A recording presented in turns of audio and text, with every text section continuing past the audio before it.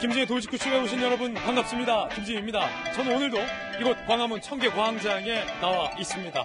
밤사이 비가 부슬부슬 내렸는데 지금은 비가 그친 소강 상태입니다. 그래도 어제 아침보다는 기온이 다소 떨어져 있으니까 참고하셔서 외출 준비하시기 바라겠습니다. 박사방 조주빈의 후계자가 16세 미성년자인 것으로 확인이 돼서 많은 사람들에게 충격을 주고 있습니다. 그리고 이 조주빈은 평소에 JTBC 손석희 기사장 등과 매우 친분이 있다는 것을 과시해왔다는 사실도 오늘 취재가 됐습니다. 조주빈이 무기징역을 받을 것이다. 40년 이상의 실형을 선고받을 것이다. 관측이 다양합니다. 잠시 후에 이야기 나눠보겠습니다. 저는 비가 오나 눈이 오나 매일 아침 이곳에서 여러분을 기다리겠습니다. 김지의 노직구쇼 지금 라이브로 시작합니다. 잠깐만요.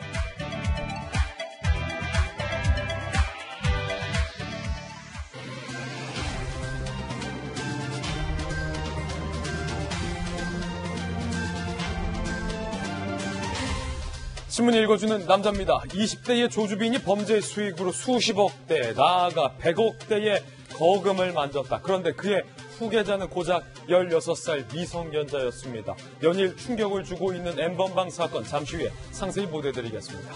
오늘 조간신문은 어떤 뉴스 보도하고 있는지 지금부터 저와 함께 하시죠. 먼저 동아일보입니다. 코로나19 사태가 길어지면서 자영업자들, 소상공인들 정말로 어렵습니다. 힘듭니다. 그런데 정부에서 긴급 마련한 소상공인 긴급 경영 자금 받기 위해서 길게 줄 서 있는 장면은 어제 제가 신문 읽어주는 남자에서 소개를 해드렸는데 이 지원금도 탁상 행정이었다. 동아일보는 강력 비판하고 있습니다. 사진 한번 보시죠. 소상공인들, 자영업자들 마스크처럼 길게 줄 세워놓고 지금 보시는 것처럼 센터당 하루 수백 명씩 몰려드는데 지원 대상 확인서 발급은 고작 수십 건뿐밖에 안 됐다는 겁니다. 접수 마감, 나머지 수백 명은 다시 발걸음을 집으로 돌려야 했다는 겁니다. 어제 한 자영업자는 8군데 돌았는데 결국 못 받았다는 분도 인터뷰 나왔는데 이럴 거면 왜 자꾸 이렇게 수백 명씩 줄 세우기에만 하는 건지 모르겠습니다. 줄 세워서 사진 보도되면 누가 이득됩니까? 줄 선 사람 하루에도 몇 시간씩 애타는 자영업자들의 이 애끓는 마음은 정부가 모르는 겁니까? 빨리 대책 필요합니다. 줄 세우지 마십시오. 마스크도 긴급 경영 자금도 말입니다. 다음 신문입니다. 이번엔 경향신문입니다. 등교 강행보다 온라인 수업, 정부가 마련한 개학 방침인데 공감은 하지만 정부의 고민은 이해되지만 경향신문은 현실이 그렇게 만만치 않을 것이다 라고 예상하고 있습니다. 사진 한번 보시면 아무도 없는 교실에서 한 선생님이 온라인 강의 영상 제작을 하고 있는데 일단은 학교 선생님들도 이거 뭐 온라인 강의를 해봤어야 하죠. 학교, 교사별, 수업의 질이 제각각 다 달라진다. 그리고 접촉 환경을 못 갖춘 가정도 의외로 많다는 겁니다. 정교조는요, 정부 차원의 인프라 구축, 매뉴얼 보급 등이 선행돼야지 무턱대고 계약은 하겠다라고 밝혀두고 현실이 만만치 않으니까 온라인 수업하겠다라는 식의 탁상 행정 안 된다는 인터뷰가 오늘 경향신문에 보도되고 있습니다. 다음 신문입니다. 이번엔 중앙일보입니다. 피해 여성을 메뉴라고 불렀던 조주빈 얼굴을 감추려 해서 화났다. N번방을 처음으로 폭로했던 추적단 불꽃 2인이 중앙일보와 인터뷰를 했는데 공유방 100여 개의 참여자가 수만 명이라고 인터뷰를 했습니다. 어느 날 목록 봤더니 내가 아는 사람도 있다는 거예요. 이야, 과연 이 N번방의 이용자 많게는 26만 명의 신상이 공개됐을 때 지금 인터뷰처럼 내가 아는 사람이 거기 있네. 내 옆에 있는 사람이 N번방 이용자였네. 그 공무원이 N번방 이용자였네. 어쩌면 그 정치인이 이 후폭풍 클 수도 있을 것 같다는 불길한 예감도 듭니다. 다음 신문입니다. 이번엔 조선일보입니다. 문재인 대통령이 화상으로 G20 정상들과 회의를 하고 있습니다. 글로벌 공급 차인의 붕괴를 막자 정상들은 입을 모았습니다. 과감한 재정 지원하자. 코로나 공조 기조 같아요. 국제경제보호 공동성명. 문재인 대통령은 한국의 성공적 경험을 공유하겠다라고 밝혔고요. 시진핑 주석은 백신을 개발해서 원조하겠다라고 밝히기도 했습니다. 다음 신문입니다. 이번에 한겨레 신문인데요. 일본 도쿄 봉쇄론까지 나왔어요. 올림픽 연기 뒤에 피어오른 공포. 사진 한번 보시죠. 일본의 대형마트에 사재기 현상이 드러났습니다. 하루 신규 확진자 일본 내에서 최다 기록을 경신했습니다. 다이토구 병원 등 집단 감염의 우려까지 나오고 있습니다. 고이케 지사는요, 도시봉쇄 가능성이 있다라고까지 이야기를 한 상황입니다. 일본은 괜찮다, 일본은 폭발적이지 않다라고 밝혔던 일본 관료의 말이 무색해지는 대목입니다. 지금까지 신문 읽어주는 남자였습니다. 네, 오늘 아침 저와 함께 등판한 등판 선수 소개하겠습니다. 엠번방 사건과 관련해서 결국 검찰 수사까지 이어질 것으로 보이는데 검찰 출신의 변호사 김광삼 변호사님 나왔습니다. 서울시 정무부시장님을 역으면 민주당의 김영주 의원님 나오셨습니다. 고시 3관왕 출신의 전직 국회의원 고승덕 변호사님 나오셨습니다. 전직 앵커 출신 한양대학교 장혜영 교수님과 국회 전문가입니다. 공간과 논쟁의 장성철 소장님 모셨습니다. 모두 어서 오세요.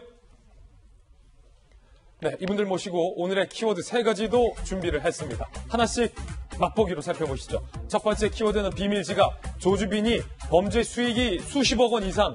비밀지갑, 황금지갑. 두 번째 키워드는요. 97세 노인이 코로나를 이겨냈다고 합니다. 그 소식 준비되어 있고요. 세 번째 키워드는요.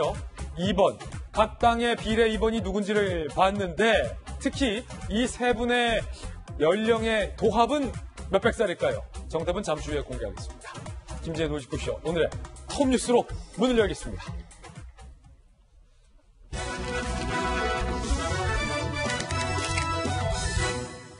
네, 톱뉴스 제목부터 공개하겠습니다. 이렇게 정해봤습니다. 조주빈의 황금지갑, 말 그대로 황금지갑입니다.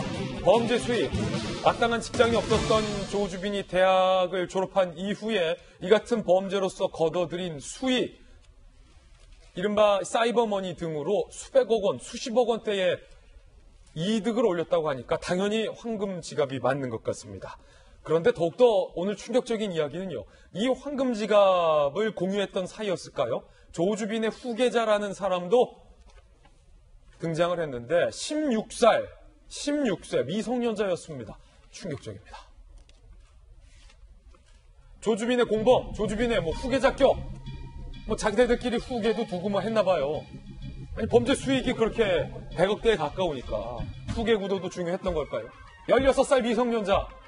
야, 과연 저와 여러분이 16살 때 과연 이런 걸 알기나 했었던가. 세상이 이렇게 바뀌었나.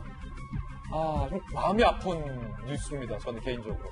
지난달 20일 조주빈의 공범인 닉네임은 또 태평양이에요. 박사 닉네임도 있어. 태평양입니다. 검거가 됐어요.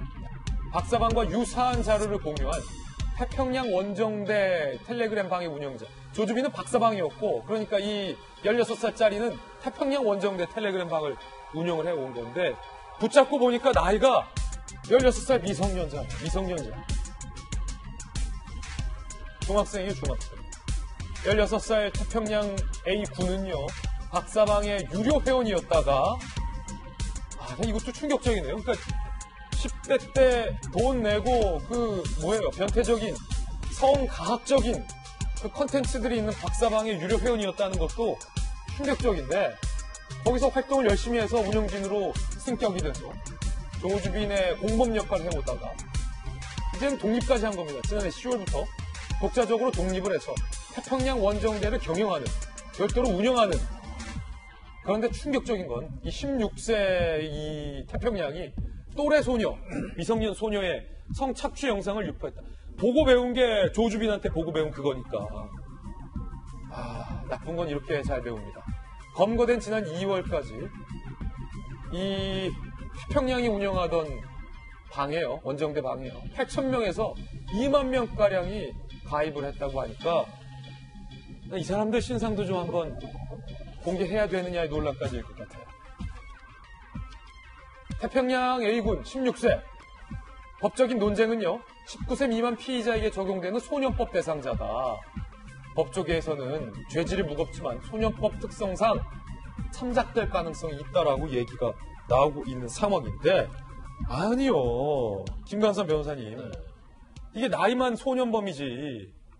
저지른 범죄는 성인들이 저지른 범죄에 못지않다. 오히려 더 죄질이 안 좋다. 왜냐하면 또래 10대 여학생들을 성적으로 학대하고 협박하고 착취하는 영상들을 만들어서 돈을 벌었다. 소년범이라는 이유로 또 솜방망이 처벌되는 겁니까? 일단 이제 범죄의 어떤 정도를 보면 극형에도 처할 수 있는, 무기징역까지 처할 수 있는 범죄가 될 것 같아요. 네. 그런데 이제 소년범에 대해서는 지금 무기징역을 처할 수 없게 돼 있죠. 이건 이제 일반적인 어떤 강력 범죄는 아니에요. 그렇지만 소년법이 규정하고 있는 거에 의하면 결과적으로 미성년자에 대해서는 정말 형량이 너무나 제한되기 때문에 죄질은 범죄에 비해서는 결국 가볍게 처벌받을 수밖에 없다, 이런 생각이 들고요. 그러면 이 태평양에 의해서 피해받은 미성년 여성들은 어떡합니까? 그런 이제 법적인 문제가 계속 문제가 되고 있잖아요. 예. 그래서 이제 특강법이랄지 소년법이 개정해야 한다, 연령을 제한해야 한다랄지 이런 논의가 굉장히 활발히 이루어졌는데 사실은 그대로 법이 개정되지 않았어요. 그렇군요. 더군다나 우리가 이제 디지털 범죄라고 하고 또 박사방과 유사한 일을 디지털 성범죄라고 하지 않습니까? 그런데 지금 문제점이 뭐냐면 이런 디지털 성범죄는 상대방이 몇 세고 그런 걸 확인할 수가 없어요. 그냥 사실 미성년자랄지 아동 청소년도 들어가서 거기에서 자기가 운영을 할 수 있는 그런 문제점이 있는 거고, 박사방에 들어가서 본인이 유료회원을 했다는 거 아니에요. 예. 그리고 거기 들어가서 운영진의 활동을 했기 때문에 이걸 어떻게 하면 돈을 벌고 어떻게 하면 유인을 할 수가 있고 어떻게 하면 등급을 올려줘서 돈을 벌 수 있고 또 암호화폐를 통해서 어떻게 하면 돈을 또 숨길 수 있는가, 이걸 이제 다 배워온 거죠. 그래서 박사방 운영진을 활동하면서도 본인이 새로운 태평양 운영대라는 걸 운영을 해서 아마 저 부분도 수사라면 상당히 많은 돈을 가지고 있을 거라고 저는 또 16살 태평양도 그렇죠. 그렇게 보입니다. 그래서 일단 뭐 포털 사이트랄지 아니면 특히 이제 메신저, 보안이 굉장히 중요신 메신저 같은 경우에는 상대방의 인적사항을 알 수 없기 때문에 이런 일이 일어나고 제가 사실 뭐 1단계, 2단계에서 뭐 회원이 20만 원, 뭐 70만 원, 150만 원 거기 간다고 그랬잖아요.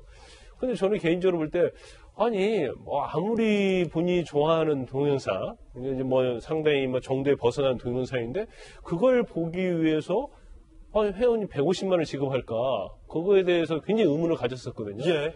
그런데 보니까 3단계는 그렇게 한다는 거예요. 그 성착취된 여성들을 등장을 시켜서 그래요? 그걸 생방송 형식으로 한다는 거예요. 그래서 거기서 가학적인 행위를 하고 그렇기 때문에 이건 뭐 촬영을 한 것과 틀리다는 겁니다. 예. 그렇기 때문에 사실은 이 금액이 높아질수록 거기에 가담한 사람은 단순한 관전이나 그런 걸 볼 수가 없어요. 예. 그러면 공범의 범위에 들어가는 것이고 어떻게 보면 제작에도 가담한다고 볼 수 있어요. 왜냐하면 돈을 지급했잖아요. 예. 그렇기 때문에 지금 사실은 수사와 언론을 통해서 나온 내용은 비기산의 일각일 수 있다. 역시 이거는 검사의 어떤 예리한 촉이죠. 예. 검사 출신의. 그 다음에 이게 N번방에서 대표적으로 이제 박사방과 관련된 것만 있는데 사실은 훨씬 더 많은 게 있고 지금 사실은 돈을 거래된 것은 추적할 수는 있습니다. 왜냐하면 암호화폐라도 할지라도 이제 거래소에 가면 1대1로 한 게 아니면 전부 다 과정을 거치고 장부에 남거든요. 예전에 김강산 변호사님이 검사 시절에 금융사기 수사도 많이 하셨잖아요. 그렇죠. 그걸 계좌 추적하면 모든 게 나타나요. 그래요? 그래서 거기에 대한 거짓말 할 수가 없어요. 일반적으로. 그러면 이 N번방이나 이 태평양방에 뭐 250만 원, 150만 원 내고 사실상 범행을 공모했다라고 볼 수 있는 그 사람들, 이용자들도 계좌 추적하면 다 나온다는 거예요? 현실 나오고 신상 다 나오죠. 그래요? 그래서 지금 우리가 26만 명이면 뭐 그냥 법적으로 따지면 신상 공개 다 할 수 있겠어? 그런 생각이 들지만 적어도 가장 6단계급. 예. 거기는 제작에 관여했다고 볼 수도 있는 공범 여부에 확정이 될 수 있기 때문에 적어도 가장 6단급에서 회원으로 가입한 사람들은 이제 공개할 가능성도 남아있다고 보고요. 그렇군요. 제가 볼 때는 아마 공개를 하면 우리가 생각지도 못했던 정말 두 얼굴을 가진 사람들이 많이 나타날 거예요. 오히려 저희가 아는 사람, 많이 알려진 사람들이 있을 가능성이 크다고 보고요. 유명인들, 뭐 그렇죠. 이런 사람들도 가능성이 있다. 그러면 그리고 이제 중요한 부분 중에 하나가 지금 유료로 하는 그러한 어떤 메신저, 그건 경찰에서 추적을 하면 다 나오게 돼 있어요. 근데 문제점 중에 하나가 뭐냐면 돈의 거래가 없는 것. 그게 또 사실은 저 N번방보다 도 훨씬 많거든요. 그런 경우에는 사실은 추적하기 굉장히 어렵다. 그렇군요. 어떤 검사의 시각으로서 예리한 부분 많이 지적을 해주셨는데 16세 미성년자가 운영했던 태평양 원정대 더 악질입니다. 왜냐하면 본인의 또래 여성들을 상대로, 여학생들을 상대로 그와 같은 협박과 이 가학행위를 벌여왔던 정황들이 드러나고 있기 때문에 고승덕 변호사님. 네. 이게 법이 말입니다. 덮어두고 그냥 어리니까 덮어두고 봐주자가 아니라 네.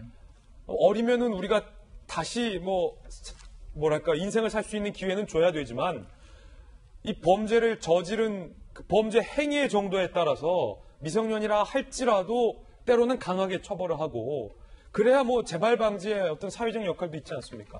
이 법이 왜 이럽니까? 사실 이제 소년은 어리기 때문에 이제 개과천선할 수 있는 기회, 선도할 수 있는 기회를 주기 위해서 일반 형사범하고는 조금 처벌도 가볍고 또 소년원 가가지고 교육하는 기능도 좀 강한 그런 건 사실인데요. 이번에 보니까 그 범죄는 악랄한데 너무 연령이 내려가고 있는 거예요. 예. 그러니까 조주빈도 20대 중반 정도 돼서 사람들이 놀랐는데 방금 말씀하신 이 태평양 같은 경우는 10대 중반이잖아요.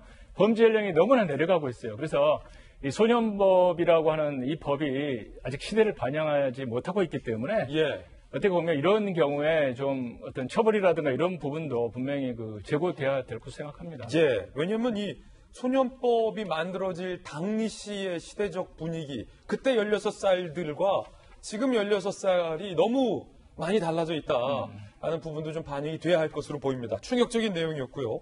조주빈의 공범 역할을 했던 사회복무요원, 그런데 그 사회복무요원의 실체가 스토커였다라는 얘기도 오늘 새롭게 등장을 했습니다. 스토커. 조주빈에게 피해자 정보를 건넸던 공범은 사회복무요원 강모 씨 24살인데 이게 참 뭐랄까요. 끼리끼리라고 할까요? 스토커였다는 거예요. 짝사랑하던 30대 여성 A 씨는 이 사회복무요원의 중학교 시절 선생님이었다고 하는데 그 중학교 때 자기 선생님을 짝사랑했으면 졸업했으면 그냥 끝내야지.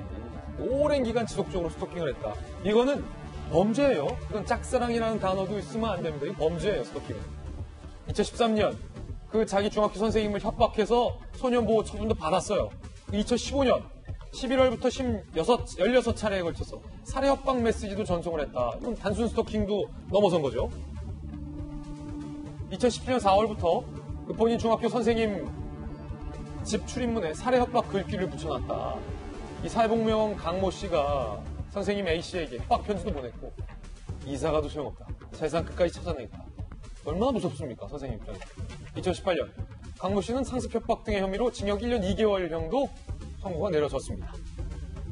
전과와 정신질환 등에도 불구하고 같은 해 6월부터 수원시 한 구청의 행정정보검색 가능 부서에서 사회복무요원으로 근무를 했습니다. 장명희 교수님, 예. 이건 범죄예요. 심각한 범죄입니다.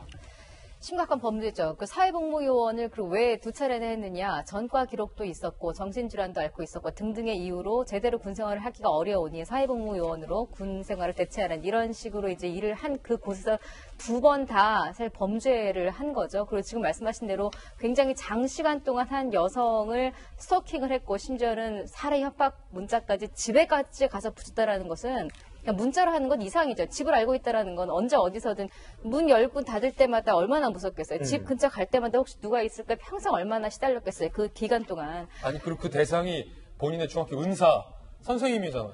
제가 이제 좀 놀랐던 건 이렇게 죄질이 안 좋아 누가 봐도 이렇게 장기간 잔혹한 범죄가 이루어졌으면 아무리 스토킹에 대한 처벌이 약하다고 하더라도 1년 징역 1년 살고 나온 것은 조금 너무 적은 것 아니냐라고 또 생각하실 수도 있겠습니다만 재판부의 판단이 바로 그 부분이었어요. 정신질환을 앓고 있는 점 그리고 바로 그 정신질환이 이 범행에 어느 정도 영향을 많이 미쳤고 또 한 가지 범행을 인정하고 굉장히 반성하고 있다. 그래서 실제로 1년 2개월 징역형을 선고가 내려졌는데 한 1년 한 달 정도 살고 나온 것 같아요. 2018년 3월에 들어가서 2019년 3월에 출소를 했으니까 나오자마자 한 행동이 뭐였죠?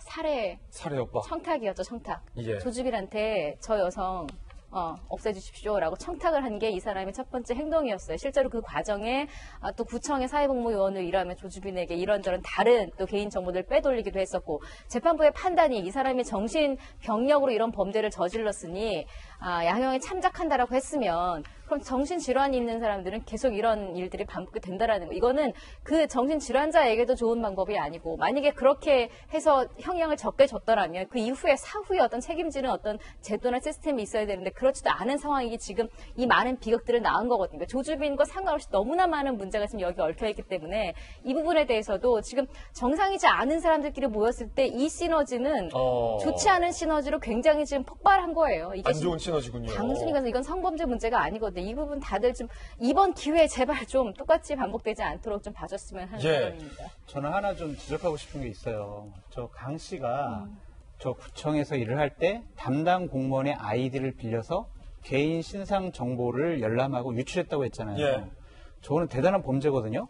그러면 저는 저 구청을 감사를 해야 된다고 봐요. 그래서 그 공무원이 왜 아이디어를 빌려줬는지, 그리고 그 아이디로 몇 명의 개인 신상 정보를 열람하고 유출했는지, 그런 것들은 지금 밝혀지지 않고 있지 않습니까? 이 부분도 하루속히 좀 밝혀져야 피해자가 얼마나 되는지를 정확하게 알 수 있을 것 같습니다. 예. 이 부분 우선적으로 경찰이 좀 수사했으면 좋겠습니다. 피해자들의 주장에 따르면, 그리고 경찰의 수사에 따르면 조주빈은 유명인들과 평소 친분이 있는 것처럼 과시를 해왔다라는 정황도 곳곳에서 드러났고, 실제로 조주빈이 과시했던 것처럼 윤장현 전 시장 등에게 사기를 칠 때는 그런 모습을 보여주기도 해서 의문과 의혹이 더해지고 있습니다. 예컨대 이 부분인데요. 박사방에서 조주빈이 어떻게 인맥 자랑을 했냐? 손석희 사장과 관련된 주장인데 2019년 11월 내가 손석희랑 형 동생 한다. 말은 서로 높이지만 심심하면 전화 건다. JTBC에 가서 박 사장님 신부를 맞다고 하면 비서가 내려와서 사장실로 안내해준다. 라고 본인이 이제 허풍을 떠온 거죠. 그러면서 윤장현 전 광주시장 관련해서도 2019년 9월에 주장을 했는데 광주시장 터질 거다. 사기를 또 당했는데 신고 못하고 전전긍긍하고 있다고 들었다. 지가 사기친 거죠. 김웅 프리랜서 기자 관련해서도 KBS에서 정보를 싹 주던 게 웅이다. PD한테도 말했다. 메이저 언론사 모두 뿌락지는 있다. 라고 평소보다 좀 허황된 이야기를 이렇게 했는데 오늘 근데 조선일보 보도에 따르면 김영주 의원님, 네.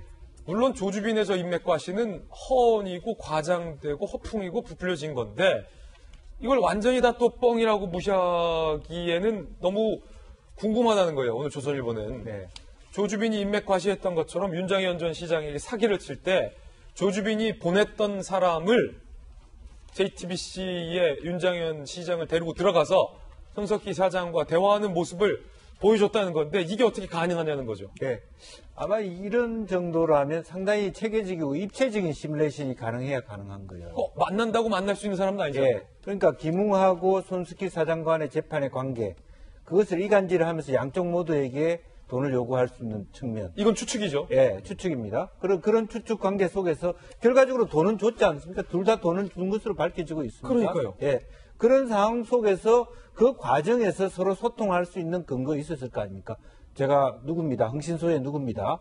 그랬을 때 본인은 25세지만 저 안에 흥신소에서는 40세, 50세로 활동하는 거고요. 예. 우리 밑에 지금 보낼게요. 30세가 되든 40세가. 흥신소 박 사장이다. 뭐 네. 이런 식으로. 예, 그렇게 보내는 사실적인 어떤 기록은 있을 거 아닙니까? 돈을 줬다는 측면에서. 그러면 그걸 가지고 인맥 자랑을 할 수 있는 것이고, 그렇게 만나러 갔지만 그게 관련해서 전혀 엉뚱하게도 윤장현 시장이 여러 핀치에 몰려 있으니까 본인도 뭔가를 사회에 대해서 뭔가 출연해서 자기의 어떤 하고 싶은 얘기를 할 기회가 줄게.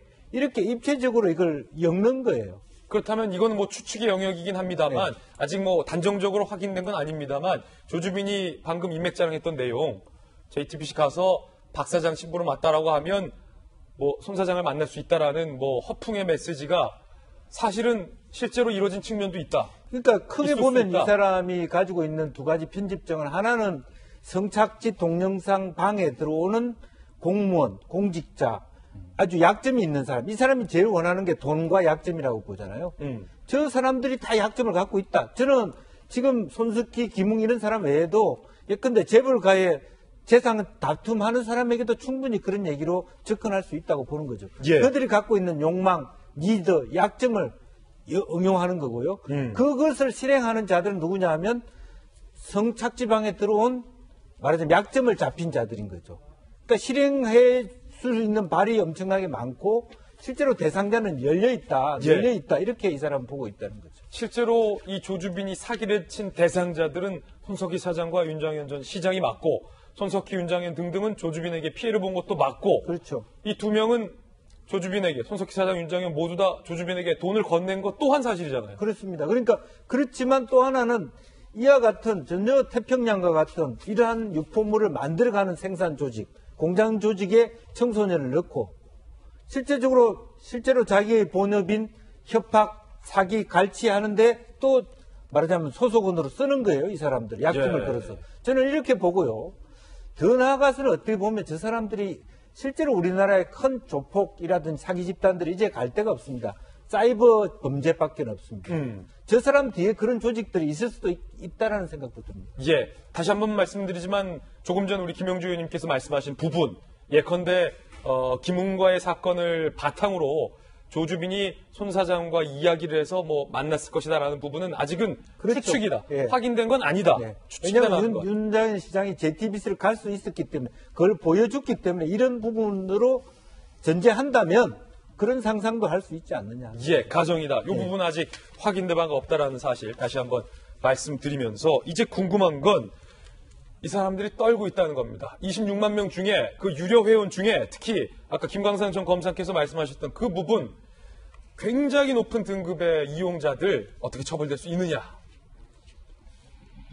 역시 검사의 어떤 관점은 정확하죠. 1단계, 2단계, 3단계가 다르다는 거고 특히 3단계 같은 경우는 직접 성착취 행위를 지시했을 가능성이 오늘 나오고 있습니다. 동아일보 기자들도 같은 취재를 했어요. 1, 2단계 대화방 회원들은 음란물을 유포하거나 이런 영상을 소지한 혐의 등이 적용될 것 같은데 3단계 적어도 이 공범의 혐의로 처벌이 가능한 건 아니냐라는 얘기가 나오고 있고 예컨대 이 유료방 회원 중에 몇몇은 뭐 이런 문의도 하고 있다고 그래요. 영상 내려받았는데 정말 처벌되는 거냐요? 자수해서 감형을 받고 싶은데 자수할 길은 있나요? 제발 저린다. 옛날에 도둑이 제발 저린다. 그런 속담이 있지 않습니까? 지금 뭐 법무법인 온라인 등을 통해서 자수와 처벌 여부의 문의가 쇄도하다라고 하니까 김광선 변호사님 범죄를 하질 말지. 근데 뭐 사실 이제 조주빈 엠번방 이전에도 말이죠. 전화를 해서 내가 아동과 관련된 포르노를 다운받았는데 처벌되느냐, 자수를 해야 하느냐, 그런 사실은 상담 전화가 많이 와요. 근데 그래요? 그 사람들 특징은 뭐냐면 사무실에 오지 않아요. 예. 그냥 전화로 하는 거예요, 전화로. 왜냐면 이제 사무실에 오면 자기 얼굴이 드러나고 여러 가지 문제가 있다고 생각하는 거죠. 그래서 그 여부만 이제 확인하고 전화를 끊는 거예요. 그래서 이제 1단계, 2단계, 3단계 있는데 이제 1단계나 2단계 정도는 뭐 자기가 다운을 받아서 유포를 하면 당연히 뭐 정보통신망법상 음란물 유포랄지 성폭력법상에서 처벌받을 수 있고 우리가 여러 번 얘기했지만 이제 아동 성착 착취물과 관련돼서 다운로드 받아서 가지고 있어도 1년 이하 징역에 처할 수 있는데 지금 제가 이렇게 전체적으로 보면 말이죠. 예. 지금 26만 명이 있다고 그러잖아요. 그럼 1단계, 2단계, 3단계 있는데 한번 우리가 저걸 좀 눈여겨볼 필요가 있는 부분이 근데 위에 운영자가 있을 거 아니에요? 예. 그러면 조주빈이 있단 말이에요. 그러면 또 핵심으로 따지는 뭐 14명, 15명의 직원을 불리는 그 사람들은 원래 유료 회원이 있다가 워낙 적극적이니까 직원으로 통치를 하는 거고 또 적극적으로 가담을 하죠. 그 다음에 1, 2단계에 있어서는 뭐 눈팅만 한다랄지 관전을 한다랄지 이제 그런 사람들이 있는데 이 사람들은 전체적으로 보면 말이죠. 어떠한 그 성과 관련돼 있어서는 전부 다 취향이 같은 사람들이 모여 있는 거예요. 예. 그리고 지금 언론에서 계속 나오는 것 중에 하나가 뭐냐면 저기에 유료 회원이거든 아니면 직원으로 해서 적극적으로 한 사람이든 간에 제가 볼 때는 상당수는 현재 재판을 받고 있든지 구속 상태일 것이다. 그래서 왜냐하면 취향이 같잖아요. 그러니까 인터넷에 메신저 들어갔고 저런 것만 찾는 거예요. 요것도 일단 어떤 수사 경험을 바탕으로 그렇죠. 한 일단은 추측. 그러면 현재 우리나라에서 성범죄와 관련된 특히 포르노 영상과 관련된 재판을 받고 있는 사람들의 상당수는 저기에 유료 회원으로 가입돼 있을 가능성이 크다는 거죠. 예. 그러면 그 중에서 또 범죄를 저질렀지만 들키지 않았던 사람들이 저 안에 상당히 우글우글하다. 예. 저는 그런 생각을 해요. 그래서 사실 앞으로도 아마 경찰에서 수사를 하면 현재 재판을 받고 있다랄지 지금 구치소에 들어가 있는 사람들이 상당히 많을 것이다 이렇게 봅니다. 예, 그 이용자들의 명단이 공개될지는 모르겠습니다만 그 중에 상당수 같은 범죄에 공모했다라는 의혹을 받고 있는 사람들의 명단이 공개됐을 때 저 사람 좀 이럴 수도 있는 상황이기 때문에 그 부분과 가서 관련해서는 계속 좀 저희들도 주시해서 보도록 하겠습니다. 이번엔 저희가 준비한 두 번째 이슈입니다. 코로나19와 관련돼서 제주도에서 한 가지 큰 이슈가 터졌는데 의심 증상이 있어서 자가격리 통보를 받은 유학생 모녀가 자가격리를 하지 않고 제주도를 4박 5일 활보를 해서 지금 논란이 되고 있습니다. 결국 이 두 명 다 확진 판정을 받았는데 관광도 가고 병원도 가고 마스크도 쓰지 않고 제주도를 4박 5일간 돌아다닌 이 모녀에 대해서 원희룡 제주지사는 굉장히 분노를 한 상황입니다. 일단은 4박 5일 제주를 이 모녀가 어떻게 활보했는지 함께 살펴보시죠. 코로나 증상에도 4박 5일 제주를 활보한 모녀. 지난 15일 귀국한 미국 유학생 A씨 19세고요. 2주간 자가격리 권고를 받았어요. 사실 그러면 미국에서도 왔고 미국 지금 난리도 아니잖아요. 그러면 그냥 2주간 자가격리 해야죠. 그런데 이 권고를 무시한 채 20일에 어머니 B씨를 포함한 일행 3명과 제주도로 갑니다. 4박 5일간 제주를 여행하고 지난 24일 결국 확진 판정받았어요. 어머니도 확진 판정받았어요. 문제는 이 모녀가 방문한 30여 곳 중 절반을 마스크도 안 쓰고 돌아다녔다는 겁니다. 거기서 만난 제주도민들과 다른 관광객들은 뭔 죄입니까? 자, 렌트카 빌려서 제주 북부 곳곳을 활보했는데 요즘 가장 뜨거운 곳 중에 하나인 애월 카페, 회천의 리조트, 저녁부터 오한과 근육통, 인후통이 있어서 병원을 방문해서 약도 처방받았어요. 아니 그러면 자가격리를 하던가 21일 삼성열부도 합니다. 인근의 국수, 그리고 저 지도 보니까 성산일 주봉도 같네요. 예. 나오잖아요. 성산 주봉 카페, 표선의 리조트 여러 군데 다녔고 또 배 타고 우도까지 숙소 인근 병원 또 가요. 그러면 안 되죠. 4박 5일 여행 중 47명을 현재 접촉한 것으로 드러나고 있는 상황입니다. 그 47명은 얼마나 걱정이 될까라는 생각이 듭니다. 그러자 이 원희룡 지사가 대단히 화를 냈습니다. 들어보시죠. 방역 지침을 지키지 않는 이러한 입국객에 대해서는 법적 책임을 물을 수 있는 여지를 끝까지 추적하고 단호한 법적 조치를 취하겠습니다. 제주는 피난처가 아닙니다. 제주도민 입장에서도 우리가 피난처냐라는 이야기가 당연히 나올 것 같은데 오늘 김정희 교수님 나오셨습니다. 고려대학대 바이러스 연구하신 김 교수님, 사실은 이런 행동들이 나는 괜찮겠지라는 아니하면서 생각했겠지만 미국에서 왔고 규칙이 2주간 자가격리를 하는 거였으면 자가격리를 해야지. 왜 어머니 모시고 4박 5일간 그것도 마스크도 안 쓰고 증상이 있어서 병원까지 가고서도 계속 이렇게 성산일주봉을 갑니까? 제주도를 갑니까? 일단 먼저 짚고 넘어가야 될 부분이 이 자가격리 권고가 내려졌었거든요. 그래서 그 전에 이제 저 포함해서 전문가들이 미국에 대해서 강력한 입국 어떤 조치를 취해야 된다 이렇게 얘기를 했을 때 유럽에 비해서 미국은 괜찮다 아직은 그렇게 하면서 계속 자가격리 권고를 하겠다라고 얘기했거든요. 권고는 이제 법적으로 강제하는 효력은 없는 거다. 네, 약한 거. 그렇죠. 그러다 보니까 자가격리를 어겼을 때 이게 불법 행위냐라는 또 논란이 있을 수가 있는 거고요. 그렇군요. 왜냐하면 애초에 강력하게 자가격리 해야 한다라는 게 없었기 때문에. 그렇죠. 더군다나 그래서 이제 오늘 자정을 기해서 미국발 입국자들에 대해서도 자가격리 의무화를 하겠다라고 발표를 하고 있는데 이렇게 계속 한 박자씩 늦는 게 저는 계속 문제다 이렇게 생각을 하고 있는데 네. 일단은 이 미국 유학생 부분을 잠깐 짚고 넘어가면 그러니까 미국에서 지금 확진자가 한 7만 명까지 나오고 있는 상황이다 보니까 당연히 감염됐을 가능성은 어느 정도 있습니다. 그래서 예. 국내로 들어왔을 때는 어쨌든 권고지만 자가격리 조치가 내려졌으면 집에 있어야 되는데 자격이 해주셔야 돼요, 제발. 예, 여기서 지금 제주도 여행을 갔다라는 거고 입도 당시부터 증상이 있었다는 거예요. 그리고 말씀하신 것처럼 뭐 병원도 가고 약국도 가고 했을 정도면 임상 증상이 상당했을 걸로 보이거든요. 그러면 빨리 이 상황에서 제주도 선별진료소를 방문을 했어야 되는데 예. 일반 병원을 방문을 하는 등 굉장히 오류를 범하고 있었었고요. 예. 그리고 24일 날 귀경을 한 다음에 본인도 임상 증상이 상당하다 보니까 바로 강남보건소 선별진료소를 찾았다는 거예요. 예. 그러면 차라리 제주도 비행기를 타지 말고 제주도 그럼요. 선별진료소를 방문을 했어야 되는데 계속 단계별로 오류를 계속 범하고 있었었거든요. 강남까지 또 굳이 와서. 네. 그러니까 이런 부분들이 실제로 아직까지 이제 접촉자에 대한 역학조사가 진행 중이기 때문에 어느 정도까지 확산이 될지는 지켜봐야 되겠지만 확산될 가능성을 굉장히 많이 가지고 동선을 지금 따라다녔고요.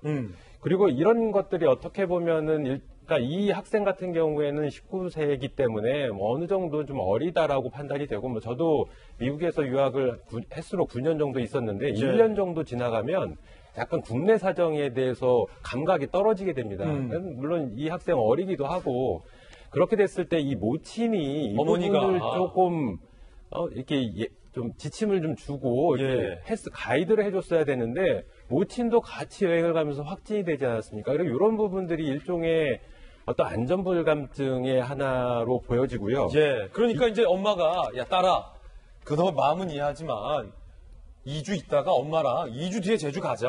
너 지금 증상도 있는 것 같은데 일단은 엄마가 집에서 좀 맛있는 거 해줄 테니까 엄마랑 오랜만에 봤으니까 집에서 2주간 엄마랑 좀 대화도 하고 하자. 이렇게 좀 하셨으면 좋았을 텐데 그냥 같이 제주 갔다. 그러니까요. 그 부분이 참 아쉽습니다. 이 모친이 한 행동들 같은 것들이 아쉽고 더군다나 이런 사례들이 지금 비단 이 미국 유학생뿐만 아니라 다른 지역에서도 보여지고 있어요. 이게 경주에서 지금 최근에 확진자 20명 나온 케이스 주점 같은 경우에 이 경우에도 이 주점 주인과 접촉했던 여성이 임상 증상이 있었음에도 불구하고 여러 군데를 방문을 했다는 거예요. 이분이 뭐 그 그러니까 다양한 도시를 거치면서 전남구례에 산수유 꽃구경을 갔다고 하거든요. 아유 산수유는 또 나왔어요. 그 제발 가지 마세요. 산수유 마을 그것도 확진 전날. 당시에 임상 증상이 있었는지 없었는지는 아직 밝혀지지 않았는데 이러한 케이스들 그 대전의 한 보험 설계사 같은 경우에도 본인이 임상 증상이 있었는데 한동안 여러 가지 공공기관이나 이런 데를 방문을 했다라고 하고 있거든요. 특히 접촉된 사람 중에 그분의 아들은 또 학원을 다녔다는 거예요. 그래서 이런 부분들이 자꾸 그러니까 일종의 안전불감증이 발생하는 케이스들이 우리나라에서 계속 지속적으로 어떤 소규모의 집단 감염도 발생을 시키고 하는 그런 근원적인 문제를 일으킨다 이렇게 생각을 하고 있습니다. 아니 제발 이 증상이 있거나 좀 외국에서 갓 귀국했을 때는 산수유 보러 가지 마세요. 제발 성산일주봉 가지 마세요. 부탁드립니다. 제주도에서는요 해당 모녀에 대해서 1억 이상의 손해배상 소송을 진행한다까지 밝혔고요.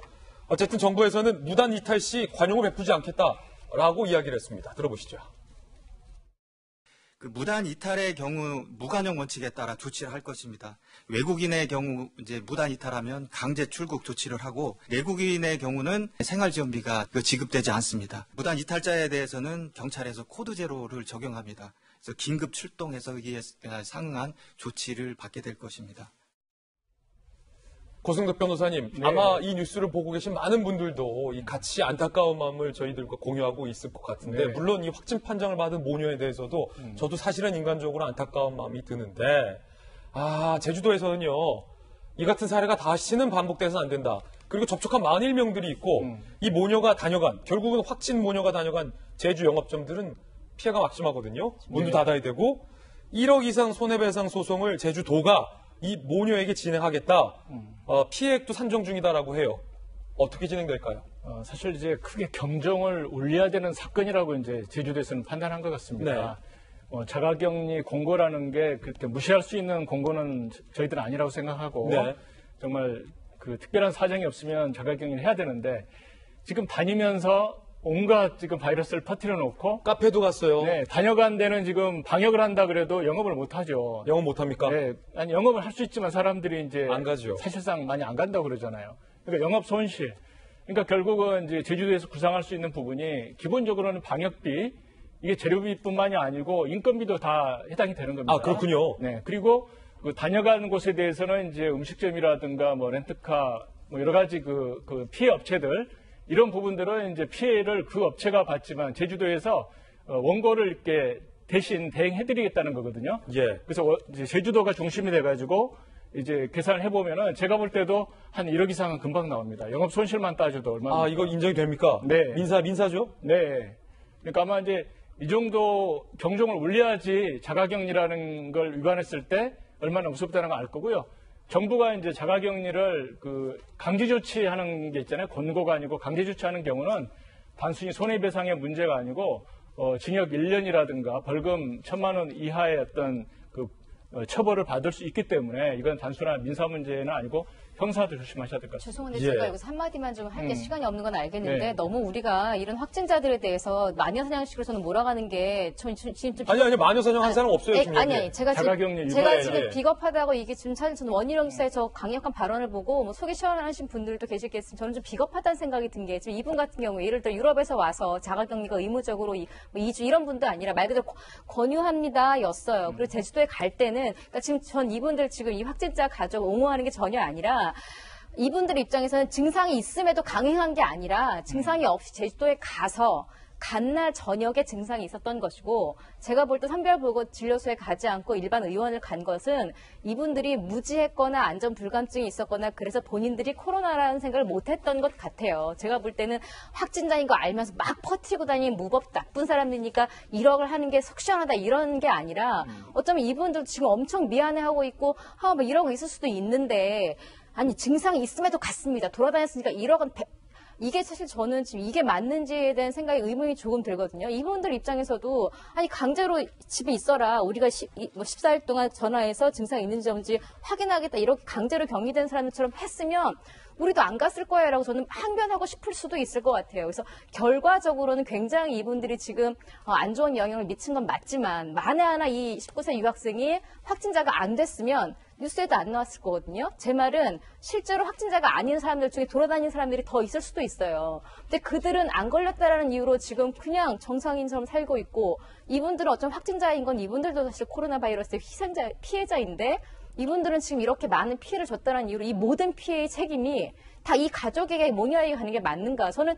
제주도도 문제고 처음에 애초에 미국 유학생들 다 받아들인 정부도 문제고 거기에 대해서 강제로 2주간 자가격리 조치 안 한 그 보건당국 전 모든 사람들이 다 같이 책임을 지고 예. 그중에 네. 이 모녀도 들어있는 건데 너무 우리가 자극적으로 항상 이 코로나 바이러스의 이 불안감을 마녀사냥식과 전 제가 지금 우리가 그랬다는 게 아니고 장 교수님 말씀에 제가 100번 동의하고 취지는 알지만 우리가 그랬다는 게 아니고 방금 말씀하신 자극적이나 마녀사냥식의 표현은 보시는 분들로 하여금 방금 앞서 말씀하신 선배님들의 발언과 취지를 오해하실 수도 있으니까 맞아요. 그 발언은 조금은 오히려 알겠습니다. 예. 좀 정정을 해주시는 게 좋을 것 어쨌든 같아요. 그렇게 좀 이렇게 너무 예. 한 사람 한쪽의 취지는 책임으로 알겠습니다. 몰아가려면 예. 그 많은 사람들이 다 같이 책임적인 자세를 지어야지 관계 책임을 같이 져야 될 관계자 일부가 한쪽으로 몰아가는 데 저런 원희룡 지사 같은 발언을 한 것은 제주도민들에게는 안심을 가질 수 있는 책임 있는 발언일 수는 있겠습니다만 조금 상황을 약간 왜곡시킬 수 있었다라는 전 생각도 들어요. 예, 물론 좋은 지적해 주셨어요. 왜냐하면 애초에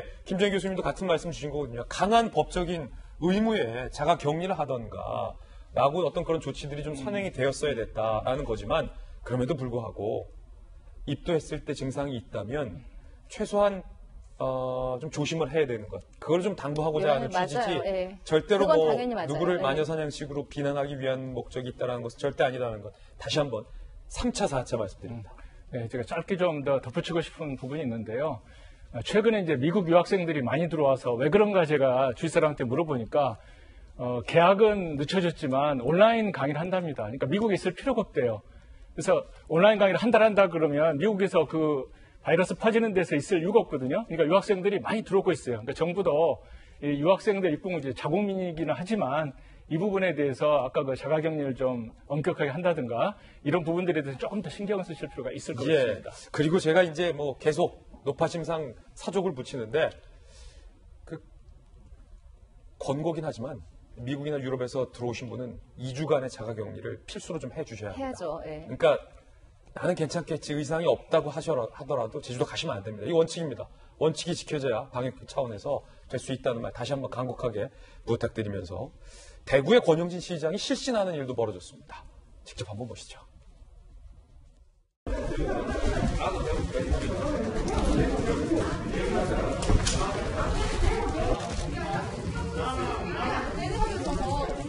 이게 정치하는 거요. 제발 힘들게 하지 마 좀. 아니 방역하는데도 하나잖아요.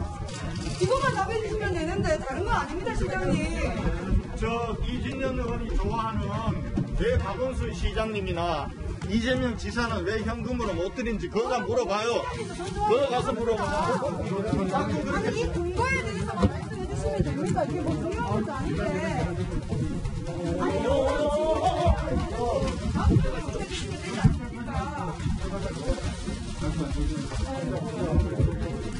괜찮다.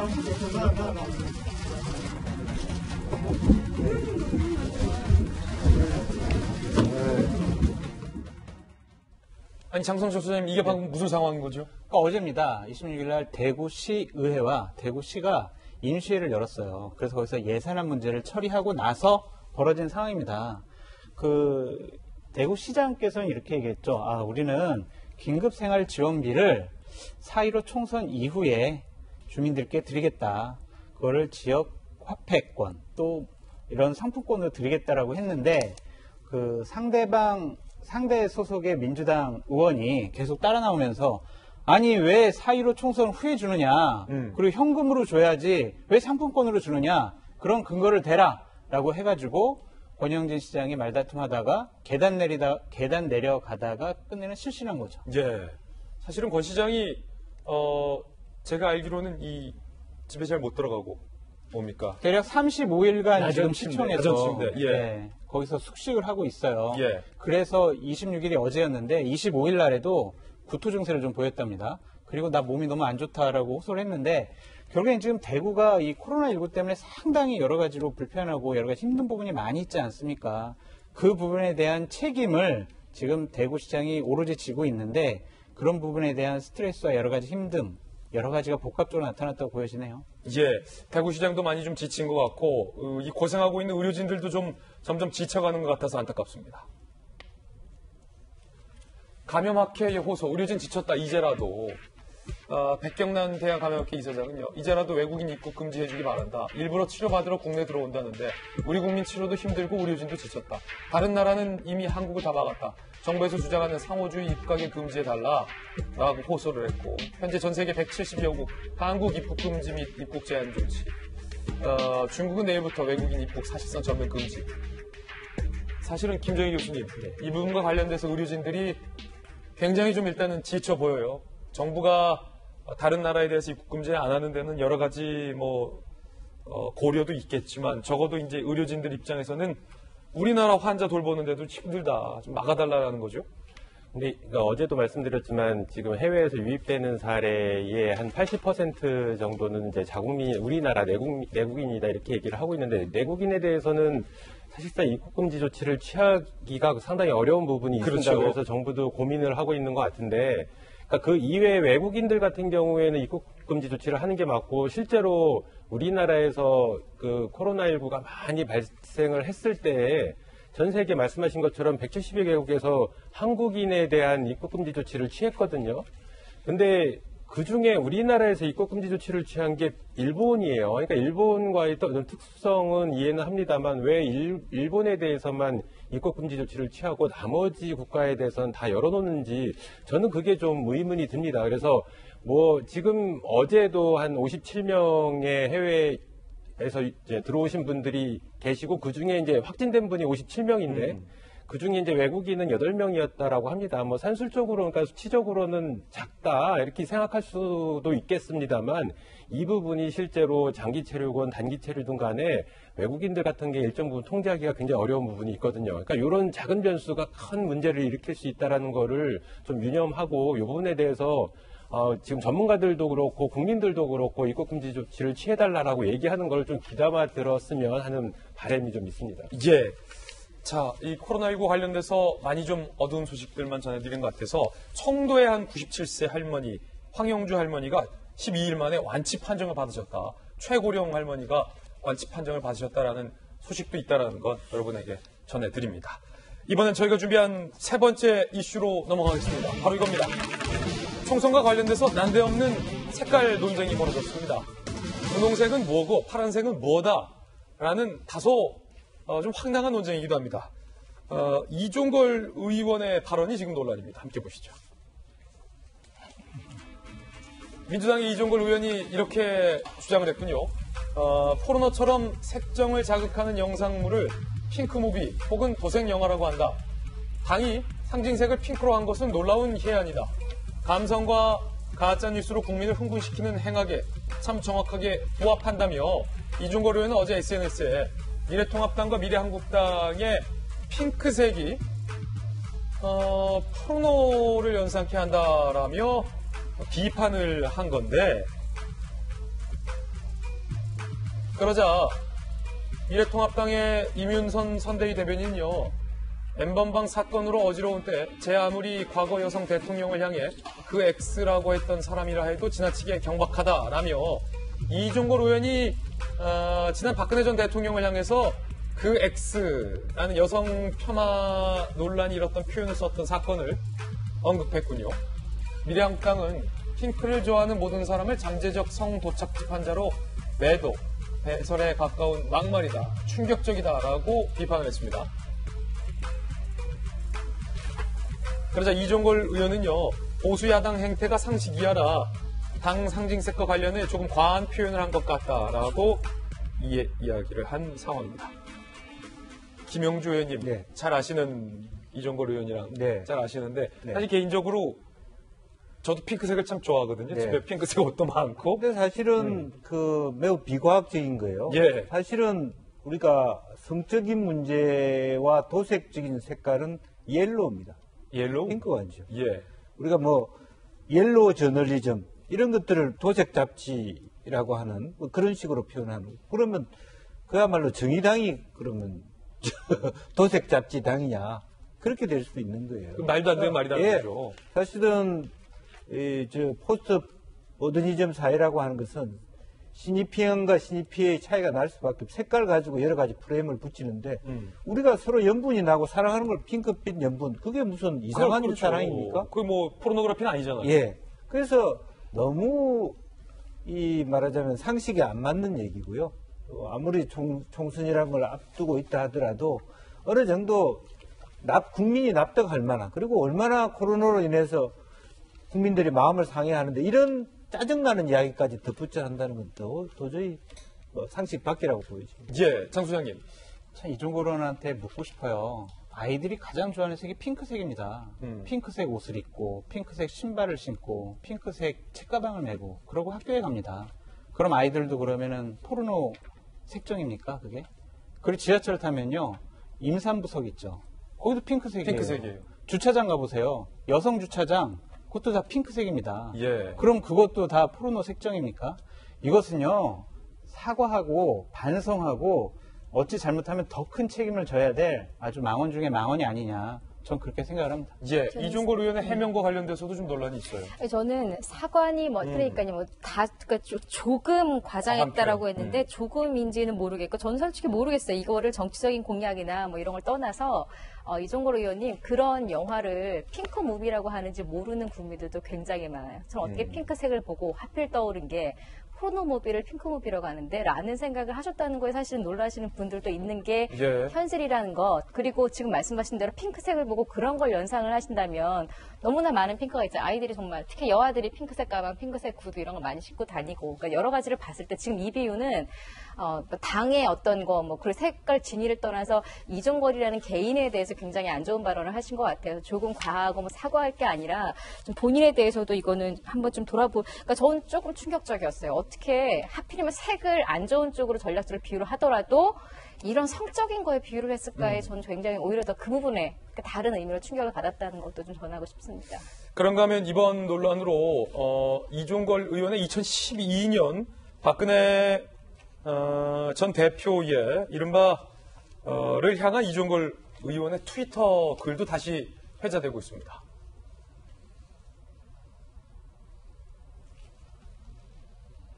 네, 뭐 이런 논란이 됐었어요. 여성을 폄하하는 표현을 썼던 거죠. 이 이후에 이제 이종걸 의원의 해명은 여성을 폄하하는 표현이 아니다. 그러니까 그녀, she라는 표현의 추각형이다라는 해명을 하기도 했었고요. 이종걸 의원의 발언도 논란이 됐던 적이 있었습니다. 국민을 향해서 이런 표현을 썼었죠.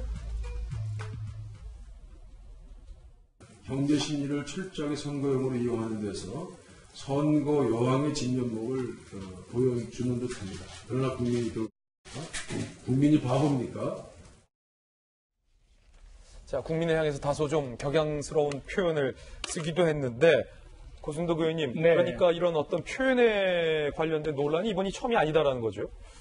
사실 정치인이 이제 상대방 공격하는 건 좋습니다. 뭐 흥분하면 여러 가지 말을 할 수도 있는데 최소한도 이제 품격은 좀 지켜야 될 것 같고요. 아까 그 핑크도 저는 적절하지 못하다가 한마디만 더 덧붙여드리면 그 핑크 리본이라는 게 있습니다. 그 유방암 그 환자들 인식하는 그 캠페인, 또 이제 유방암 환자들 후원하는 뭐 저도 거기 참여해서 잘 아는데 그 모양은 이제 세월호 리본하고 같지만 색깔은 이제 핑크예요. 그렇기 때문에 핑크가 뭐 포르노 이건 좀 너무 정말 아까 말씀하신 것 충격적이고 포르노 좋게 말하면 첫사랑이라든가 뭐 유방암이라든가 이렇게 좋은 쪽으로 생각을 해야지 포르노를 연상했다는 것 자체가 어떤 그 들여다보는 그 안경의 색깔이 좀 문제가 있다고 생각합니다. 예.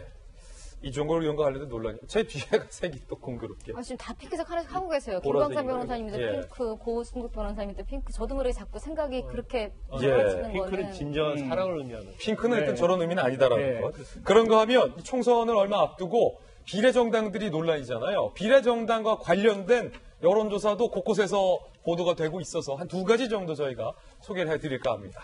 함께 보시죠.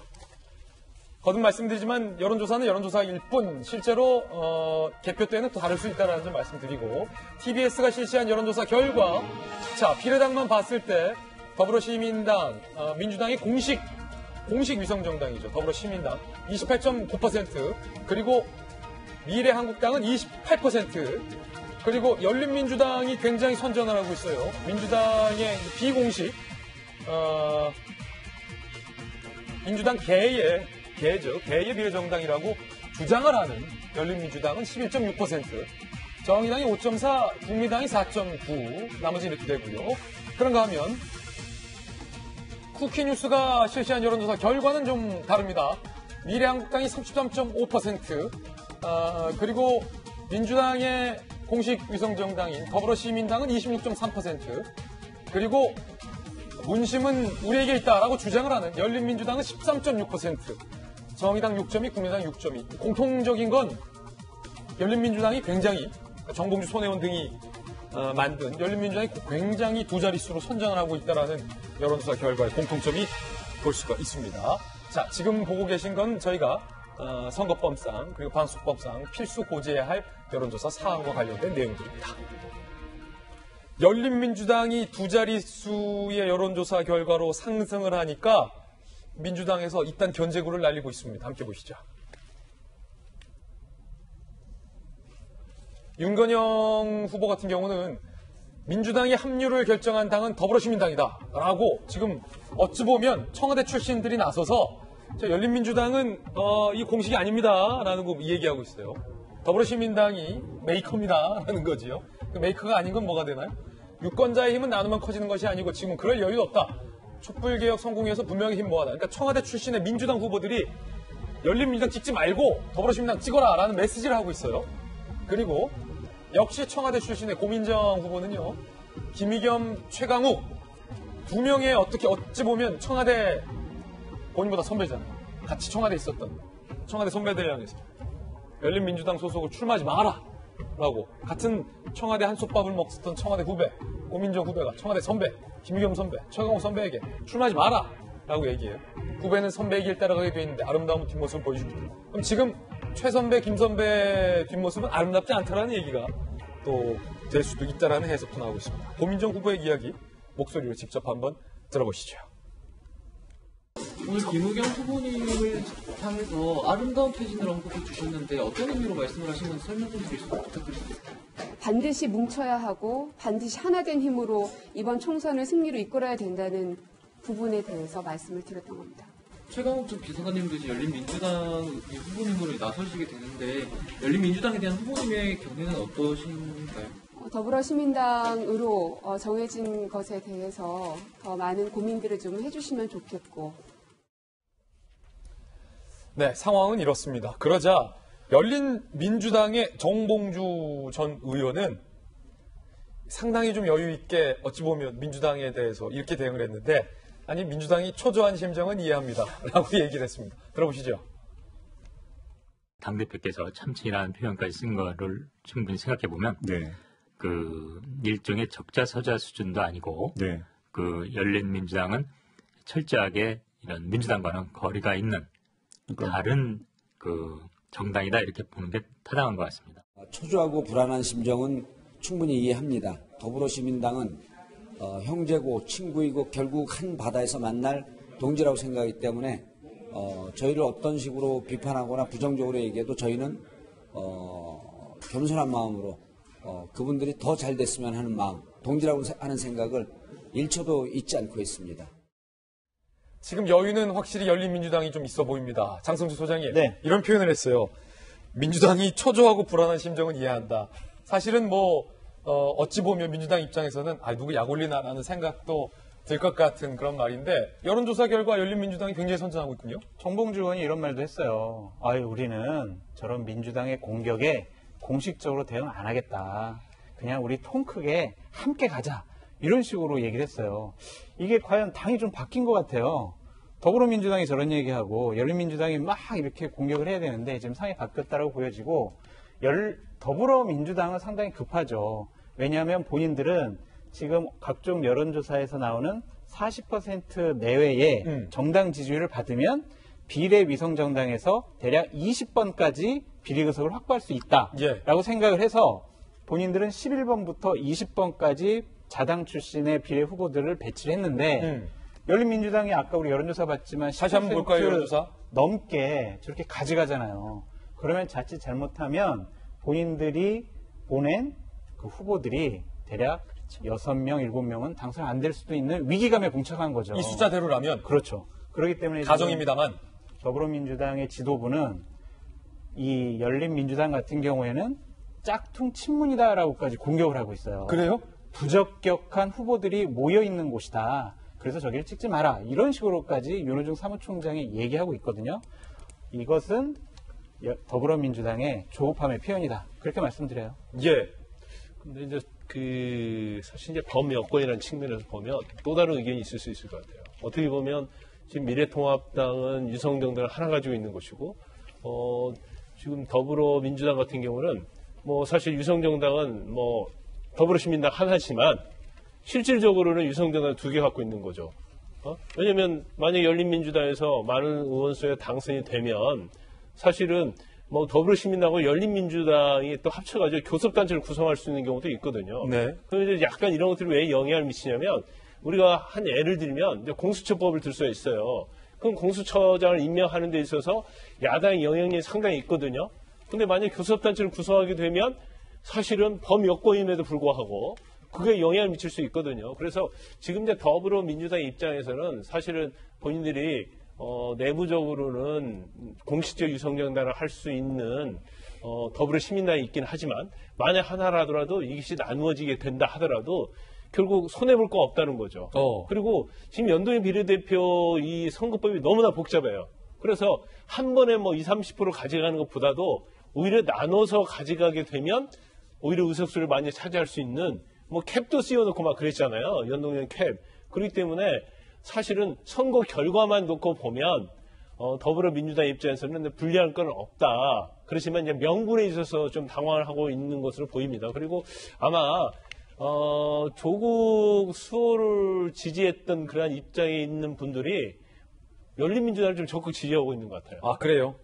그러다 보니까 저런 이제 지지도 나오는데 이제 총선을 아마 제가 볼 때는 임박하면서 개인적 생각은 열린민주당은 좀 약간 좀 주춤할 거라고 봐요. 요건 이제 개인적 견해입니다. 그렇죠. 그렇지만 이제 결과론적으로 보면 어느 정도 의석수를 차지할 것이고 그리고 전체 범여권의 의석수를 계산해 본다면 더불어민주당은 그렇게 손해볼 건 없다. 저는 그렇게 봅니다.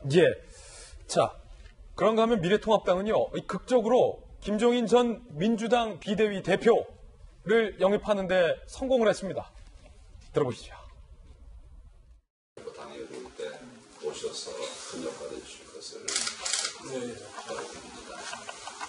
심판하면 안 되시는 게 있는 것 심판을 이길 수 있다고 생각합니다. 그렇게 활용 점검을 또 해주시면 그러게 선거를 어떻게 치러야 할 것인가 하는 것은 그동안 나름대로 생각한 것도 있고 하기 때문에 하여튼 뭐 가급적 제가 최대한의 노력을 경지로 하면은 뭐 소기의 성과도 발생할 수 있지 않을까 이렇게 한 잔 더 드리죠. 아 그래.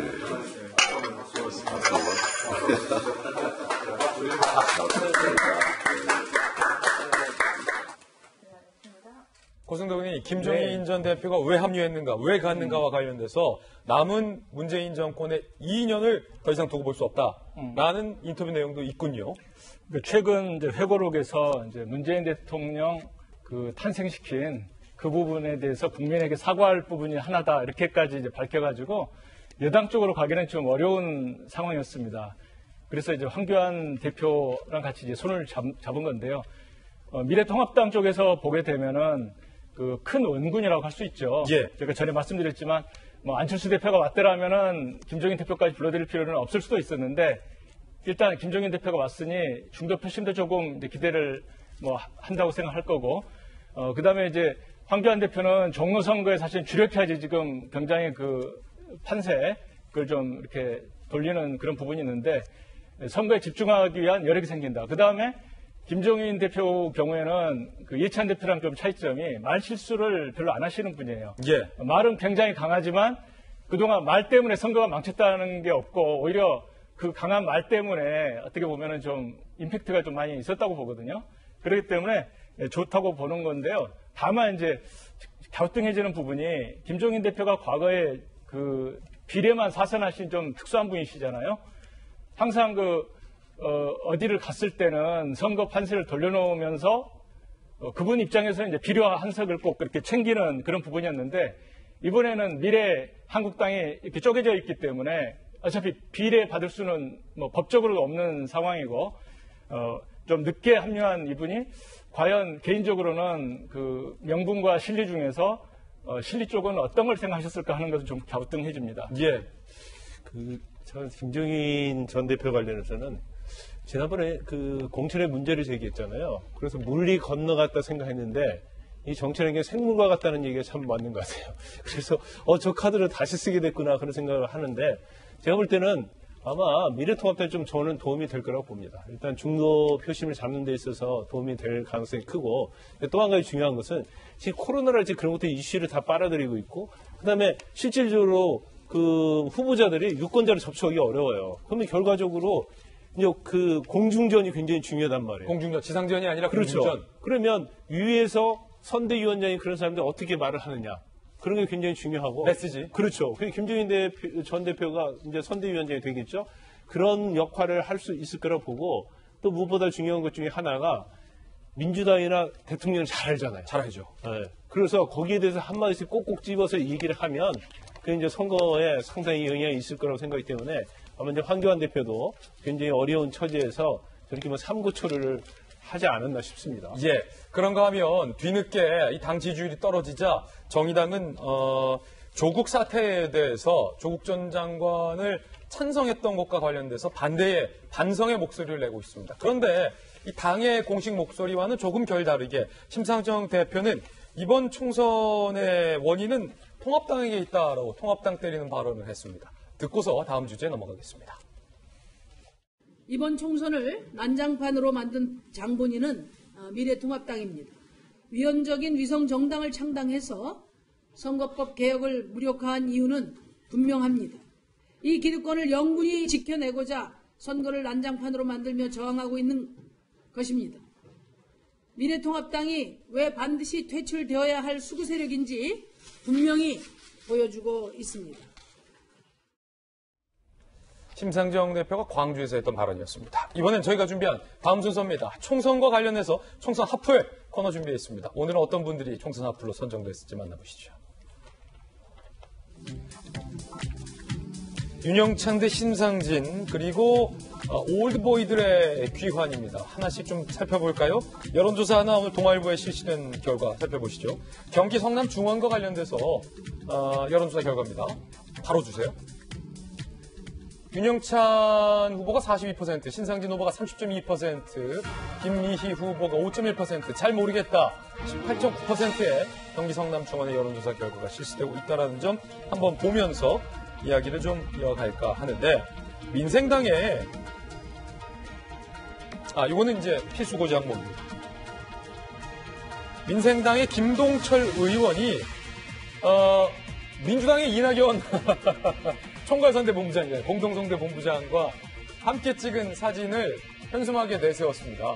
김동철 후보 같은 경우는 민주당 소속이 아니라 이제 민생당 소속이잖아요. 그런데 50년 막역지기 김동철 이낙연이면서 이제 이낙연 마케팅을 펼치고 있는 겁니다. 그러면서 민주당에서는 굉장히 좀 감정적인 반응을 하고 있어요. 아니 기생충이냐? 왜 우리 저길 내세우냐? 학생들 반장 선거에서도 인기 많은 친구 내서 뽑아달라 하지 않는다. 민망한 꼼수로 승부하려는 전략이 기생충을 떠올리게 한다라고 비판을 합니다. 그러자 김동철 후보 측 관계자는 이렇게 받아쳤습니다. 들어보시죠. 그러면 민주당 후보를 대통령한테 다 양해 구하고 사진을 걸던가요? 저희는 어차피 총선에서 연대 협력을 하고 대선에서는 호남에서 이낙연 대권 후보를 위해서 같이 힘을 합칠 관계이기 때문에. 김영주 의원님, 이거 어떻게 보십니까? 현수막이 사실 굉장히 의외이네요. 민생당인데 이낙연 전 총리와 사진을 같이 내세우니까. 지금 현재 호남의 분위기는 거의 많은 부분 민주당 이외의 후보들을 용납하지 않는 분위기입니다. 그렇습니까? 그렇기 때문에 대체로 민주당 이외의 호남 후보들은 그야말로 무소속 출마를 연일 외치고 있거든요. 이제 그런 상태에서 그나마도 휩쓸려 가지 않으려면 저런 식으로라도 해야 되겠다라고 하는 후보들의 분위기인 것 같고요. 정동영 대표조차도 사실은 이런 판국 같으면 그 배에서 뛰어내릴 각오를 지금 하는 상황 같습니다. 그렇기 때문에 이제 이런 부분들은 실제로 어쨌든 여당은 아니지 않습니까? 그렇기 때문에 대통령을 쓴다든지 또 다른 당 후보를 이렇게 같이 한다는 것 자체가 많은 논란거리가 될 수가 있겠죠. 예. 법적으로는 뭐 문제가 있습니까? 사실 이런 부분이? 아니죠. 사진 자체를 이렇게 쓰는 건 문제 없고요. 예. 또 뭐 다른 당 후보 관련해서 앞으로 뭐 대통령을 만들겠다. 지금 대통령 선거가 아니잖아요. 그런 문제가 없는데 저도 이제 호남이긴 한데 호남의 특징이 있죠. 예전부터 사실은 이제 민주당에서 공천한 후보하고 같이 싸우려고 하면 굉장히 어려운 측면이 많아요. 호남은. 현수막에 호남 대통령을 만들겠다라는 그렇죠. 문구도 있는 거래요. 그래서 지금 이번 총선을 보면 굉장히 특히 민생당 후보들은 이 무소속으로 하는 게 나을지 민생당에 남아서 이 3번을 달고 갈지 이거에 대해서 고민을 굉장히 많이 하고 있는 걸 보여요. 근데 민생당 후보가 됐건 아니면 무소속 후보가 됐건 그 전라도에서 어떤 특징이 뭐냐면 나는 당선이 되면 민주당으로 가겠다.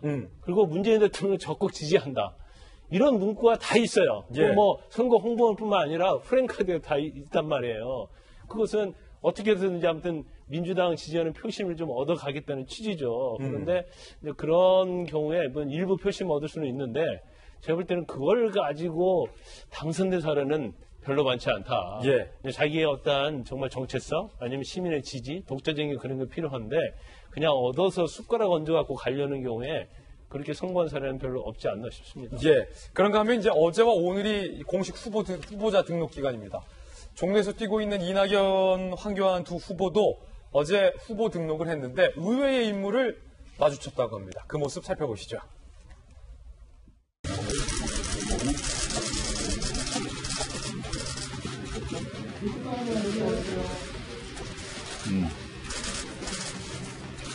좋습니까? 네. 네, 고맙습니다. 이낙연 의원님. 네, 안녕하십니까. 저 영화동 신동호입니다. 예, 안녕하세요. 많이 몰랐습니다. 예. 네, 수고 많습니다. 어떻게 달아주시나요? 옆에서 한번 좀 뒤로 시작하시네요. 몇 번째 등록입니까? 네 번째. 공화당 신동욱 후보가 오늘 1번으로 후보 등록했습니다. 그때요. 예. 이 황교안 후보, 이낙연 후보 이렇게 동작이 내려가지고 어떻게 코로나 전국 제대로 잡을 수 있겠습니까? 이는 지도자 뽑아가지고 대한민국 제대로 들어가겠습니까? 지금 공화당의 신동욱 후보가 예비 후보 등록은 제일 먼저 했고 황교안 대표나 이낙연 후보 같은 경우는 신동욱 후보보다는 좀 늦게 접수가 됐군요. 지금 계속 정치권에서 국민들께 웃음거리를 하루에 하나씩 제공해 주시는 것 같은데요. 신동욱 후보 같은 경우에는 이낙연 후보와 우리 황교안 후보를 만나면은 본인에게는 엄청나게 좋은 거죠. 왜냐하면 이렇게 돌직구쇼에서도 이렇게 소개해 주지 않습니까? 신동욱 후보의 신의 한 수였다. 저는 그렇게 말씀드리고 싶네요. 예, 박근혜 전 대통령의 제부잖아요, 그렇죠? 네. 예. 뭐 공화당 총재인데요. 비례대표로 안 나오고 이제 지역구로 출마해서 종로에 나오셨군요. 예, 당이 이제 뭐 그래도 아주 실체 없는 당 아니다 이런 건데 1번으로 등록하고 기다림으로 인해서 기자들한테 노출이 됐잖아요. 예. 그러니까 그분이 계속 기다리고 있었던 거군요. 예, 이낙연 올 때까지. 예, 그래서 악수하면은 이제 이게 사진도 찍히고 예. 기사거리도 되기 때문에 그래서 나름대로 훌륭한 선거 전략은 세우신 것 같고요. 아마 당선 가능성은 이제 선거 국민들이 잘 판단하시겠죠. 예. 네. 그 시각이 좀 흥미롭네요. 그러니까 어떤 본인이 시각이요? 지금 일종의 선거 운동을 한 게 내가 1번으로 후보 등록했다라는 걸 강조하면서 내가 1번 했다. 거대 양당 후보도 이렇게 늦게 와서 뭘 하겠다는 거냐. 코로나 그래서 잡을 수 코로나 있겠냐. 대응, 그러니까 저 후보 등록 1등하는 게 정치를 잘하는 거라는 이 프레임을 만든 것도 사실 저는 이렇게 비하하고 비웃고 싶지는 않고 그러니까 좀 흥미롭다라는 생각이 들고 1번으로 등록한 게 뉴스가 안 된 건 좀 안타깝다. 왜냐하면 1번 뉴스가 된 게 아니라 저기 앉아 있다가 이낙연, 황교안 등등을 만났다라는 게 지금 뉴스가 되고 있는 것도 조금 흥미롭습니다. 제가 볼 때 안 가고 기다리고 계셨어요. 맞아요. 예, 그런 거예요. 예. 좋은 전략이군요. 그런가 하면 몇몇 정당의 비례 2번들이 화제가 되고 있습니다. 앞서서 제가 신문 읽어주는 남자에서 이 세 분의 나이를 합치면 몇 살일까요? 라는 퀴즈를 냈었는데 이제 그 정답을 공개하도록 하겠습니다. 정답은 215세. 합하면 215세. 올드보이도 애취한. 손학규 대표가 민생당에서 비례 2번을 받으셨고요. 서청원 전 대표도 우리 공화당에서 비례 2번을 받으셨군요. 홍문정 의원은 친박신당에서 비례 2번을 역시 받으셨습니다. 4선, 8선, 4선 이 선수를 합쳐면 16선 그리고 73세, 77세, 65세 나이를 합치면 215세 김용준 교수 개인 의견입니다만 정치인으로서 최소한의 염치도 없는 노역이다. 명성을 무너뜨렸다라고 굉장히 김영준 교수는 개인적인 의견을 이렇게 밝혀주시기도 했습니다. 일단은 김영준 의원님. 네. 합쳐서 215세다. 그 숫자 보고 일단 한번 깜짝 놀랐어요. 네, 215세 그리고 16선 아주 대단한 관록인데 우선 아무리 남자 앞번호 1번 아니겠습니까? 2번이라는 것이 그렇다 하더라도 과연 저 당들에게 두석이 주어질 수 있을까? 저는 의구심이 있고요. 우선 그렇습니까? 3% 특거리를 해야 되는데 현재 지금 상황에서 저 당들이 다 3%가 안 되고 있고요. 그러니까 지금 이제 선거법이 바뀌어서 네. 정당 지지율이 3%가 안 되면 네. 한석도 못 얻는 겁니까? 빵석입니까? 그렇습니다. 네, 그렇게 됐기 때문에 저 특거리를 걸을 수 없기 때문에 오히려 3%를 넘을 수 있는 후보를 넣어야 돼요. 정당 지지율 다시 한번 볼까요, 그러면? 네. 예. 그렇군요. 네. 김영주 의원님 굉장히 예리하게 봤군요. 민생당, 우리공화당. 그러니까 국민의당 이외에는 사실 현재로서는 아무 의미가 없는 부분이고 그런 의미에서 오히려 저분들이 이번을 닮으로써 2.7%, 2.4%가 오히려 1.5%, 1%로 떨어질 가능성이 더 많다. 저는 그렇게 보고 왜 저분들 때문이기도 하지만 실제로 투표일이 되면 양당 구도로 더욱더 표가 더 집중될 것이다. 저는 그렇게 봅니다. 물론 이제 김영주 의원님 개인적 견해. 저 개인적인 견해죠. 예. 21대 아마 총선 역사에서 굉장히 많은 걸 남길 거예요. 그리고 나중에 이런 적도 있었다 그런 내용이 아마 나올 거예요. 일단 위성정당이 하고 그러면서 이제 그런 얘기가 오고 가고 있죠. 길거리 캐스팅이다 이런 얘기가 오고 갈 정도 돼 있고 그럼 아까 우리가 봤지만 비례대표는 항상 상징적 의미가 가장 상징 의미가 있는 여자분은 1번, 남자가 2번이거든요. 근데 지금 다 2번에 위치하고 있잖아요. 그래서 비례대표 취지 자체가 어떤 전문성, 아니면 소수계층을 비롯해 어떤 다양성, 그걸 하자는 게 비례대표 취지 아닙니까? 그런데 저런 식으로 뭐 4선, 저런 분들이 사실은 2번을 꿰차고 가면 이제 당선 여부는 모르겠어요.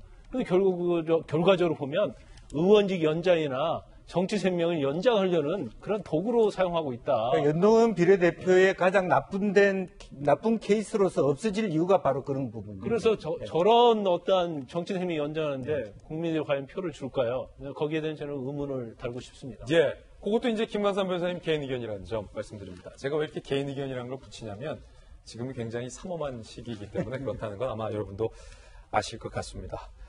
저희들은 60초 광고 후에 다시 돌아오겠습니다. 잠시 후에 뵙죠. 네, 오늘 저희가 준비한 소식도 모두 다 전해드렸습니다. 벌써 오늘이 금요일이네요. 한 주 참 빠른 것 같습니다. 주말 동안에도 조금은 이제 우리가 자가격리 시간도 길어지고 사회적 거리두기도 길어지다 보니까 많이 좀 답답하시는 국민들이 많을 것 같습니다.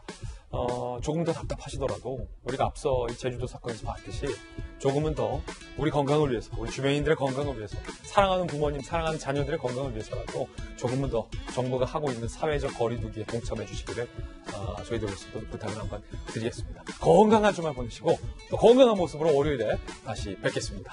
지금 2, 3말로 들어와 주시기 바랍니다. 오늘 본방에서 못다 얘기했던 올드보이들의 귀환과 관련된 선거 이야기 총망라해보겠습니다. 지금 들어와 주십시오. 좋은 주말 보내십시오. 오늘 하루는 분명 어제보다 나을 겁니다. 감사합니다.